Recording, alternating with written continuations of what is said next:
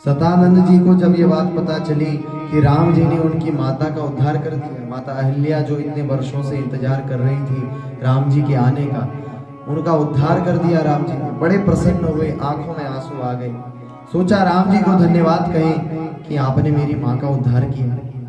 लेकिन फिर दृष्टि गई विश्वामित्र जी की ओर, तो सोचा कि राम जी ने उद्धार भले किया हो, लेकिन उनको लेकर के तो विश्वामित्र जी ही आए थे।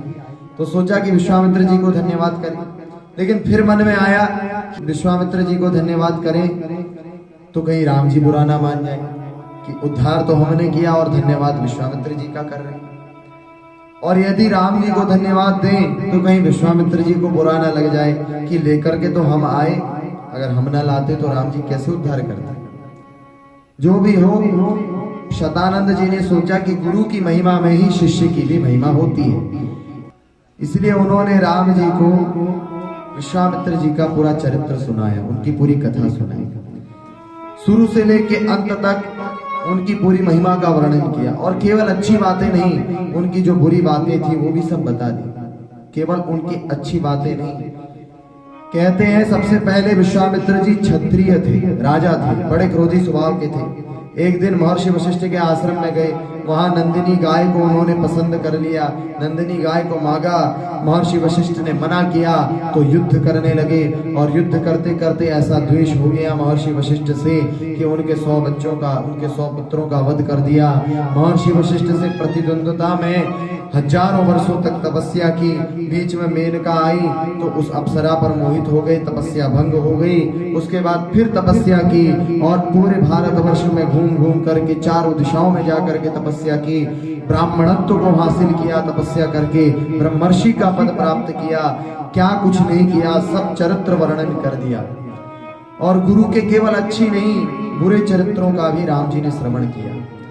लेकिन गुरु की कमियों को सुनकर के भी राम जी के अंदर से गुरु भक्ति कम नहीं हुई, बल्कि गुरु जी के सारे चरित्रों को सुनकर के राम जी की गुरु भक्ति और बढ़ गई। विश्वामित्र जी के चरणों में भक्ति और निष्ठा बढ़ गई, कम नहीं हुई।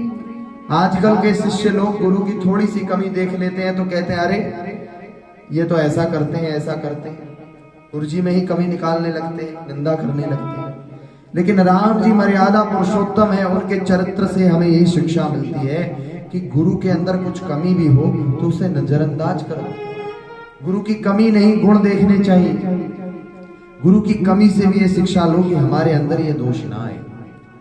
गुरु के अंदर कुछ कमी है इसका मतलब ये नहीं कि तुम गुरु का ही अपमान करने लगो, गुरु निष्ठा तुम्हारी कम हो जाए।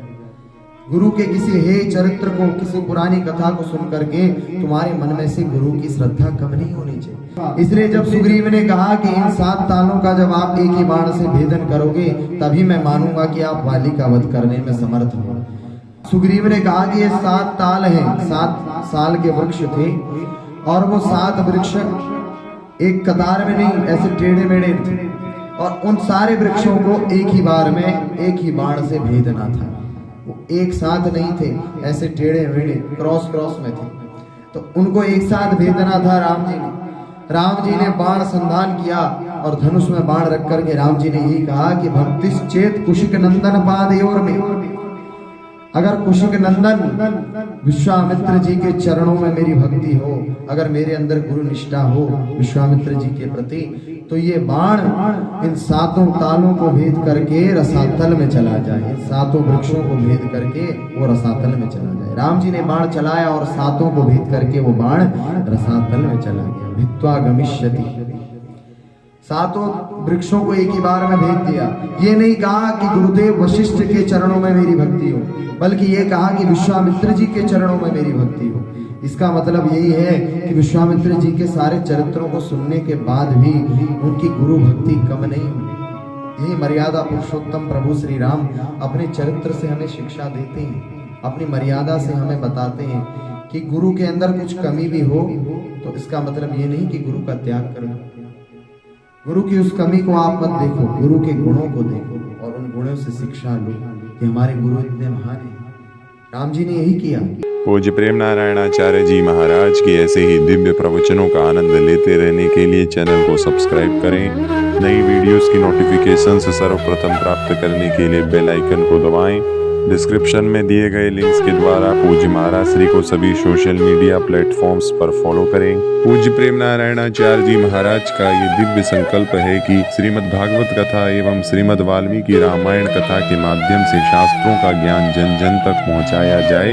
महाराज श्री के इस दिव्य संकल्प में आप भी श्रीमद् भागवत कथा एवं वाल्मीकि रामायण कथा का आयोजन करा करके सहयोग कर सकते हैं। पूज्य महाराज श्री से श्रीमद् भागवत कथा एवं श्रीमद् वाल्मीकि रामायण कथा करवाने हेतु दिए गए नंबरों पर संपर्क करें।